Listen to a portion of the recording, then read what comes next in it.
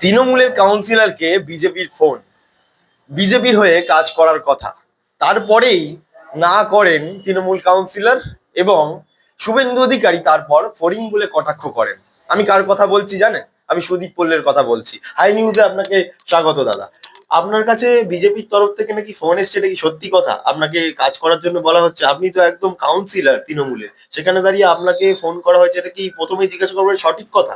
একদম 100% সঠিক। একদম নির্বাচনের দিন ঘোষণা হওয়ার আগে থেকেই বিজেপি আমার পিছনে পড়ে আছে। কখনো ভোটে লড়বার একটা প্রস্তাব এসেছিল, আপনারা নিউজও করেছিলেন। তো আমি তখন ছাড়াও দিইনি, সেই করতে করতে চলছিল। আবার আমাদের প্রার্থী ঘোষণা হওয়ার পরে আমি জোর কদমে যখন প্রচার করছি, গত 7 তারিখ রাতে একজন বিজেপি কর্মী, আমি তাকে চিনি, কারণ সে আমার ওয়ার্ডেই বিজেপি করে। একবার আমাদের দলের কর্মীদের সাথে তাদের একটা সংঘর্ষ হয়েছিল, হসপিটালাইজ হয়েছিল ছেলেটি। আমি তখন তাকে সমবেদনা জানিয়েছিলাম, সেই যেহেতু এটা তার সাথে আমার যোগাযোগ ছিল। বিজেপি করলেও আমার কাছে এরকম শত্রু হিসেবে কেউ না, যখনই দেখা হয় রাস্তাঘাটে তার সাথে কথা হয়, সেই সূত্রে তার সাথে যোগাযোগ কথা হয়েছিল।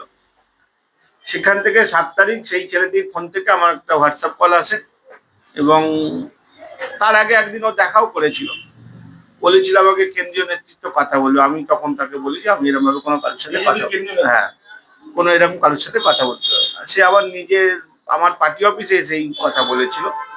যাই হোক, সেগুলো পুরোনো কথা। কিন্তু গত 7 তারিখ ওই ছেলেটি ফোন করে আমাকে ধরিয়ে দেয়, বলে শঙ্কর সিকদার কথা বলবে। তার আগে একদিন আগেই হয়তো তার নাম বেরিয়েছিল প্রার্থী হিসাবে। তা আমি প্রথমে শুভেচ্ছা বিনিময় করি, 2-4 কথা এদিক ওদিক হওয়ার পরে তিনি আমাকে তাদের হয়ে কাজ করার প্রস্তাব দিয়েছিল। আমি তা সেটা প্রত্যাখ্যান করি। আমি তাকে বলি, আমি শুভেন্দু অধিকারী নই যে দলের সাথে বেইমানি করব। আমি 2020 সালে মমতা ব্যানার্জিকে কথা দিয়েছিলাম, তখনও আমার কে নিয়ে এরকম অনেক কথা হয়েছিল। আমি তাকে কথা দিয়েছিলাম যে আমি তৃণমূলে ছিলাম, তৃণমূলে আছি, তৃণমূলে থাকবো, এবং শঙ্কর সিকদারকে সেই কথা মনে করিয়ে দিতে হয়ে যায়। এবং পরবর্তীকালে 8 তারিখ, ঠিক 7 তারিখ রাত্রির বেলা 10টা-11টার সময় কথা হয়। পরবর্তীকালে 8 তারিখ সকালবেলায় শুভেন্দু অধিকারী আমার ওয়ার্ডে এই বাস্কেটবল গ্রাউন্ডের সামনে মিটিং করতে আসে, এসে সেখানে আমাকে নানানভাবে কটূক্তি করে, ফড়িং টরিং। গত 2 মাসে 2বার শুভেন্দু অধিকারী এলেন আমাদের এই ওয়ার্ডে বা আমার এলাকায়, সেখানে এসে আমাকে কটাক্ষ করলেন। প্রথম কথা, শুভেন্দু অধিকারী হয়তো আমাকে ভুলতে পারছেন, একসময় তার সাথে আমি রাজনীতি করেছি। তিনি তৃণমূলের ঝান্ডা নিয়ে সারা পশ্চিমবঙ্গ ঘুরেছেন। আমিও তার সাথে পশ্চিমবঙ্গের বিভিন্ন প্রান্তে তার হয়ে কাজ করেছি, তার হয়ে না, দলের হয়ে করেছি। ঠিকই বলছেন, পায়ের নখ থেকে মাথার চুল অব্দি আপনাদের পুরোটাই জানেন। কি ইঙ্গিত করতে চাইছেন? 100 বার আমাদের তৃণমূলে ছিলেন, আমরা তার সাথে কাজ করছি। আজকে এই মুর্শিদাবাদ, মালদা, 19-এর ইলেকশন, 18-র পঞ্চায়েত ইলেকশন, সবকিছু আমি তার সাথে থেকে করেছিলাম। অস্বীকার করতে পারবেন শুভেন্দু অধিকারী? তিনি এই দক্ষিণ 24 পরগনায় গেলে আমাদের জনসংযোগ কার্যালয়ে আসতেন, এখান থেকে রেস্ট নিয়ে আবার যেতেন। এগুলো তো অনেক নেই। তার সেই যে ব্যথা, তিনি যে আমাদের ভালোবাসা পেয়েছিলেন, আমাদের সাথে তার আমাদের কাজের জায়গাটা তৈরি হয়েছিল, সেইটা এখনো শুভেন্দু অধিকারী নিশ্চিতভাবে ভুলতে পারেনি। আমার প্রতি হয়তো তার এখনো কোথাও একটা টান আছে, তাই বারে বারে এইরকম ভাবে আমাকে করছে, কটূক্তি করছে, ভুলতে পারছে না পুরনো এই কথা। কিন্তু আমার তাতে কিছু যায় আসে না, আমাকে ফড়িং এর মতন উঠছে বলে। এইটা একটা এত বড় একটা নেতা, তিনি নাকি পশ্চিমবঙ্গের বিরোধী দলের নেতা, এটা আমার কাছে এটা তার মনে হয় এটা কোথাও ডাউন হচ্ছে রাজনৈতিক পরিস্থিতি, সেই জন্য এরকম উল্টো পাল্টা বকছে। আমি পশ্চিমবঙ্গের বিরোধী দলের নেতা বলছি আমি ফড়িং এর মতন উঠছি, বলুন না আমি কি উড়েছি, কি করেছি, কোন কর্মীকে ধমকেছি? আমি মানুষের দুয়ারে দুয়ারে পৌঁছেছি, মানুষকে জলের লাইন করে দিয়েছি, রাস্তা করে দিয়েছি, বাড়ি করে দিয়েছি, স্বাস্থ্যসাথীর কার্ড করে দিয়েছি। এটা মানুষের কাছে পৌঁছানোটা উড়ে বেড়ানো? আপনার জানতে চাইবো যে বেহালা পূর্বে একদম শেষ সময় প্রার্থী বদল হলো বিজেপির, সুনীল মহারাজের নাম লেখা হয়ে গেছিল দেয়াল দেয়ালে, এবং তারপরে দেখা গেল শঙ্কর সিকদারকে করা হলো।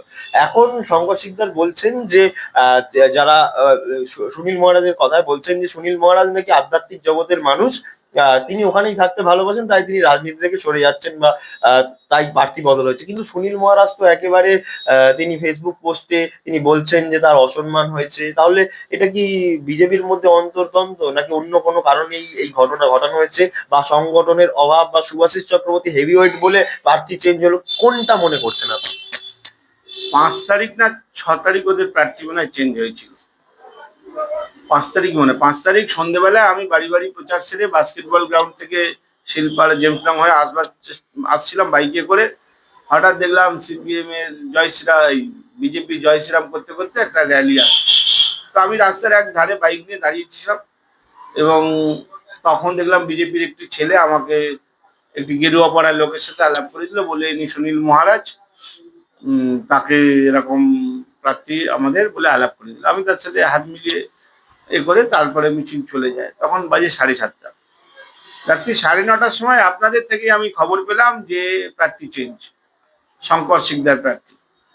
আমার এতে কিছু বলার নেই বিজেপি কাকে কাটতে পারে, কিন্তু আমার যেটা বলার যে একজন হিন্দুত্ববাদী সংগঠনের যিনি নেতা বা যিনি ধর্মগুরু মহারাজ হিসেবে আমরা দেখলাম, যারা মুখে এত বড় বড় কথা বলে সনাতনী বা হিন্দুত্বের কথা, তারা একজন মহারাজকে, তিনি কতটা মহারাজ আমি জানি না, ওনারা বিজেপি বলছে সে নাকি জমি মাফিয়া হ্যান ত্যান, সেটা আলাদা ম্যাটার। কিন্তু যদি সত্যি মহারাজ হন বা যদি সনাতনী হন, যদি হিন্দুত্ববাদী নেতা হন, তাহলে সমস্ত হিন্দুদের কাছে আমার প্রশ্ন যে এরকম একটা মহারাজকে ভোটের রাস্তায় নামিয়ে দিয়ে দেওয়ালে নাম লিখিয়ে আবার চুন করে তার নাম মুছিয়ে দেওয়া, এটা হিন্দুত্বের অপমান না? আমি সারা পশ্চিমবঙ্গের হিন্দুত্বের যারা ধ্বজাধারী বা যারা ওই উগ্র হিন্দুত্ববাদীদের পিছনে দৌড়চ্ছেন সেই সমস্ত মানুষের কাছে বলতে চাই, আপনারা বিচার করুন। একজন হিন্দুত্ববাদী নেতাকে, একজন মহারাজকে রাস্তায় নামিয়ে এরমভাবে অপমান করার জবাব আমার মনে হয় পশ্চিমবঙ্গের সনাতনী মানুষ বিজেপির বিরুদ্ধে ভোট দিয়ে দেবে। আচ্ছা, আমি আরেকটা জিনিস জিজ্ঞাসা করবো, আমার শেষ প্রশ্ন এটাই যে এবারের যে ভোট, বিধানসভা ভোট, সেখানে দাঁড়িয়ে বেহালা পূর্ব এবং আপনার ওয়ার্ড থেকে কি লিড দেবে বলে মনে করছেন? দেখুন, মানুষ ভোটের রায় নিশ্চিতভাবে 29 তারিখ দেবে, 4 তারিখ বেরোবে। আমি সেইটা গণৎকারের মতন বলতে পারি না এটা কি হবে না হবে, কিন্তু আমরা নিশ্চিত মানুষ কখনো আমাদেরকে নিরাশ করবে না। 10 সালের পর থেকে এই ওয়ার্ডে যে উন্নয়নের কাজ আমরা করেছি, মানুষকে যে পরিষেবা দিয়েছি, সেখানে কোনো রকম আমাদের কাছে শুভেন্দু অধিকারী কি বললো আমার সেটাই কিছু যায় আসে না। শুভেন্দু অধিকারী আগে ভবানীপুর নন্দীগ্রাম সামলাক, তারপরে অন্য কিছু বলল। আপনাকে ফোরিং বললো, তার পরিপ্রেক্ষিতে আপনি কোনো ফোরিং বলেছে ঠিক আছে, কিন্তু ফোরিং উঠতে উঠতে যদি কানে বা নাকে হাতি বা জলহস্তি ঢুকে যায়, তখন হাতি বা জলহস্তির কি হয় সেটা আমি বলবো খালি শুভেন্দু অধিকারীকে উপলব্ধি করতে, আর কিছু বলবো না। একেবারেই কথা বলছিলাম একদম সরাসরি সুদীপ পল্লের সাথে। শুভেন্দু অধিকারী ফোরিং বলে কটাক্ষ করেছিলেন তাকে, তবে তার পাল্টা জবাব কিন্তু সুদীপ পল্লে দিয়ে দিলেন।